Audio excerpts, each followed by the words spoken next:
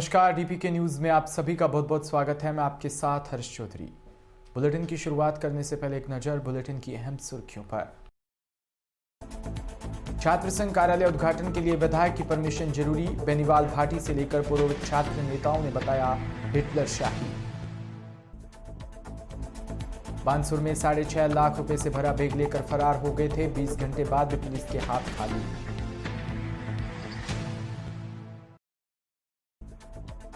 मरु प्रदेश बनाने की मांग को लेकर ऊंटों की महायात्रा, 7वें दिन लूणकरण सर से खुचरी।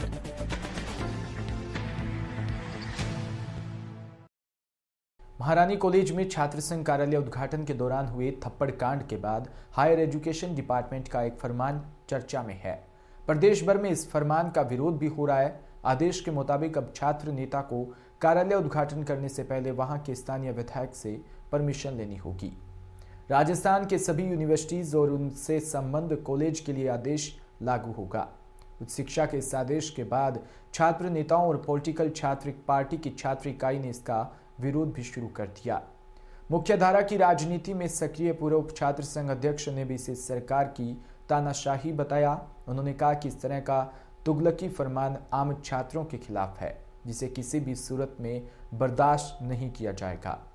राजस्थान सरकार के उच्च शिक्षा विभाग की ओर से 24 जनवरी को छात्र संघ उद्घाटन समारोह के लिए एक आदेश जारी किया था। उसमें लिखा कि प्रदेश के उच्च प्रशिक्षण संस्थानों में छात्र संघ चुनाव 2022 लिंग 2 समिति की सिफारिशों के अनुसार 26 अगस्त 2022 को संपन्न करवाए गए थे। इसका रिजल्ट 27 अगस्त को घोषित किया गया था। राजस्थान यूनिवर्सिटीज के पूर्व छात्र संघ अध्यक्ष और कांग्रेसी नेता मनीष यादव ने कहा कि सरकार का ये आदेश लोकतंत्र की अवमानना है। जोधपुर में फिल्म अभिनेता जैकी श्रॉफ इन दिनों जेलर फिल्म की शूटिंग के लिए आए हुए हैं। इसी जोधपुर दौरे के दौरान आज जोधपुर में एक निजी होटल में उन्होंने अपना बर्थडे सेलिब्रेशन किया। इस दौरान राजस्थानी कलाकारों ने राजस्थानी लोकगीत गाकर उनका बर्थडे विश किया। जैकी श्रॉफ ने खूब एंजॉय किया। आपको बता दें, जैकी श्रॉफ का जन्मदिन 1 फरवरी को है। इसी को देखते आज उन्होंने आज छोटा सा सेलिब्रेशन रखा। कोलाय थाना क्षेत्र के जजू गांव से लापता हुए अभी तक नहीं होने पर समाज के लोगों के द्वारा विरोध प्रदर्शन किया। 18 जनवरी को लापता हुई युवती की गुमशुदगी 19 जनवरी को कोलाय थाने में दर्ज हुई, पर अभी तक उसकी तलाश पुलिस नहीं कर पाई है। इस संबंध में पालीवाला समाज व सर्व समाज के लोगों में रोष व्याप्त है।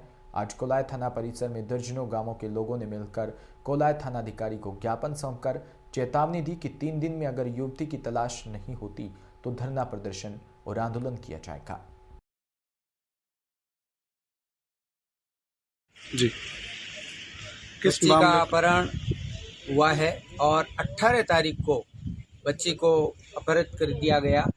19 तारीख को यहाँ पर परिवाद भी पेश किया गया, FIR दर्ज हुई, लेकिन अभी तक उसके लिए बरामदगी का कोई कार्य नहीं हुआ है। अगर 3 दिन के अंदर बच्ची को नहीं सौंपते हैं परिवार को तो उग्र आंदोलन किया जाएगा और उसकी समस्त जिम्मेदारी प्रशासन की होगी। समाज के साथ सर्व समाज इसके अंदर आंदोलित है और उनको इस बात की चिंता है कि बहन बेटियों की इज्जत है वो सुरक्षित नहीं है। तो इसके लिए शासन प्रशासन 3 दिन के अंदर अंदर बच्ची को परिवार को सुपुर्द करे ताकि बच्ची परिवार से मिल सके। झालावाड़ के अकलेरा में रविवार को मीणा समाज की जिला स्तरीय मीटिंग का आयोजन हुआ, जिसमें जिले के समाज के सामाजिक संगठन अपेक्षित रहे। बैठक में जिला अध्यक्ष बनाने का निर्णय सर्वसम्मति से लिया गया। घोषणा अकलेरा मंदिर अध्यक्ष द्वारा श्री द्वारकालाल जी मीणा ने की। बैठक में खानपुर मंदिर से अध्यक्ष श्री नमो नारायण मीणा, झालारा पाटन अध्यक्ष अम्बेश मीणा, आत्री बतीसा मंदिर अकलेरा अध्यक्ष द्वारकालाल मीणा सहित अनेक लोग उपस्थित रहे। जोधपुर में सुरक्षा की दृष्टि से देश के प्रमुख जेल में दिल्ली जाने वाली जोधपुर की सेंट्रल जेल का सनसनीखेज मामला सामने आया है। जेल के एक बंदी ने आरोप लगाया कि इस जेल में आतंकी मामले में बंद कैदी हिंदू बंदियों को हिंदू धर्म छोड़कर इस्लाम ग्रहण करने के लिए लगातार दबाव बना रहे हैं। उनके पास हिंदू धर्म के विरुद्ध कई तरह की सामग्रियां हैं, जिसका वितरण वो जेल में करते हैं और बंधुओं को इस्लाम ग्रहण करने के लिए लगातार प्रभावित करने का भी काम कर रहे हैं। ये खुलासा जोधपुर जेल में रविवार को हुई एक घटना के बाद हुआ। हालांकि अभी तक जेल प्रशासन ने इसको लेकर अपना पक्ष नहीं रखा है।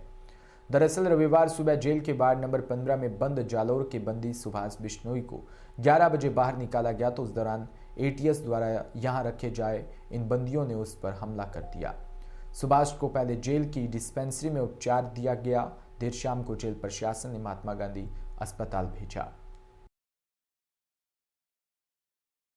बानसूर में शनिवार रात कट्टे की नोक पर पान मसाला व्यापारी के बेटे से बदमाशों ने 6.5 लाख रुपए से भरा बैग लेकर फरार हो गए।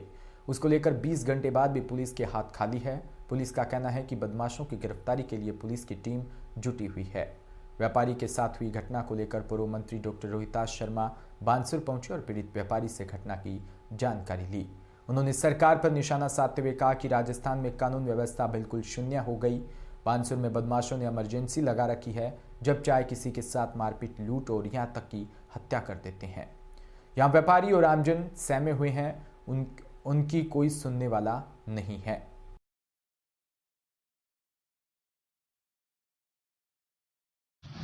बहुत ही आश्चर्यचकित करने वाली घटना बानसूर के बाजार में एक गोडाउन पर हुई, शेखावत जी के गोडाउन पर हुई कि जैसे ही वो शटर बंद कर रहे थे, गुंडे और बदमाश उनके पीछे हुए लगे हुए थे और उनका उनके गले का पैसा जो उनके पास था छीन करके भाग गए। इस सीसी कैमरे में भी ये घटना कैद हुई है। बड़े ही शर्म की बात है, बड़ी लज्जा की बात है हम सब के लिए, राजनीतिकों के लिए भी, और खास तौर से हमारी विधायक का जो मंत्री है उसके लिए। इस तरह का पुलिस स्टाफ यहाँ पर पोस्ट किया हुआ है कि घटना की तुरंत जानकारी देने शेखावत परिवार वहां दौड़कर गया और किसी ने आधा पौना घंटे तक तो किसी ने सुनाई नहीं की, तब जा करके चिल्लाए और शोर मचाया, तब जा करके इनकी बात सुनी गई। अगर इमीडिएटली इनकी सुनाई हो जाती तो नाकाबंदी कर दी जाती तो निश्चित तौर पर बाइक पर सवार गुंडे पकड़े जाते। परंतु दुर्भाग्य है, ना ही तो यहाँ पुलिस जागरूक है, ना ही तो यहाँ पुलिस पहरेदारी करती है, ना ही पुलिस यहाँ की चौकीदारी का काम करती है। और ठीक वैसे ही हम अपने आप को भी दोषी बताते हैं। सारे पॉलिटिशियन सोए। भवानी मंडी के करावन में बारिश के साथ ओले गिरे। करावन में सोमवार को सुबह 10 बजे बारिश हुई। बारिश के साथ ओले भी गिरे। किसानों ने बताया कि करावन में 5 मिनट तक हुई ओलावृष्टि से धनिये की फसल में नुकसान हुआ। पिछले दिनों चली शीतलहर से धनिये की फसल में 70 से 80% तक नुकसान हो चुका है। अब थोड़ी बहुत बची हुई फसल भी इस बारिश और ओले से खत्म हो गई है। मध्य प्रदेश के शहडोल जिले के बाणसागर देवलोद में हाथ से हाथ जोड़ो अभियान की शुरुआत हुई, जिसमें जिला कांग्रेस कमेटी के अध्यक्ष सुभाष गुप्ता, महामंत्री संतोष शुक्ला, मंडलम अध्यक्ष एलएम त्रिपाठी, आरबी पांडे, तूफानी सिद्धार्थ अग्निहोत्री सहित जिला व ब्लॉक स्तर के कांग्रेसी नेता इकट्ठे हुए। जब हमारे संवाददाताओं में शुक्ला ने मंडलम अध्यक्ष एलएम त्रिपाठी से बात की तो उन्होंने बताया कि हमारे कार्यकर्ता विधानसभा क्षेत्र में गांव-गांव, गली-गली जाकर जनता से संवाद करेंगे। देश और प्रदेश में बीजेपी सरकार की जन विरोधी नीतियों के साथ बेरोजगारी व महंगाई की बातों को जनता के सामने रखेंगे।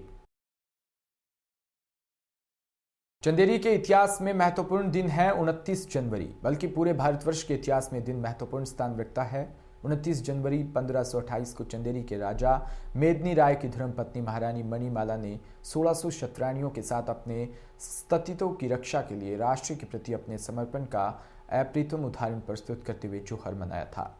जोहर यानी स्वयं जीवित रहते हुए अग्नि को समर्पित होना। 27, 28 और 29 जनवरी 1528 को जब युद्ध निर्णायक स्थिति में पहुंचा तो रानी को लगा कि अब जीत संभव नहीं, पराजय सन्निकट है। तब उन्होंने अपने अस्तित्व की रक्षा के लिए जोहर किया था। राजस्थान में पश्चिमी बॉर्डर के 13 जिलों को अलग प्रदेश बनाने की मांग अब लहर बन गई। राजस्थान के पश्चिमी जिलों के गांव-गांव में अलग राज्य की मांग को समर्थन मिल रहा है। बुजुर्गों से लेकर बच्चे, महिलाएं सड़कों पर आकर मरु प्रदेश आंदोलन का समर्थन कर रही है।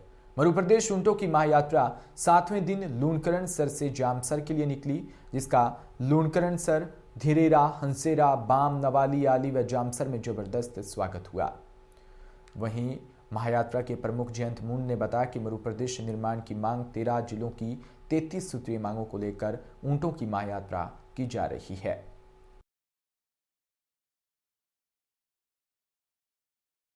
इसी के साथ बुलेटिन में इतना ही। नमस्कार।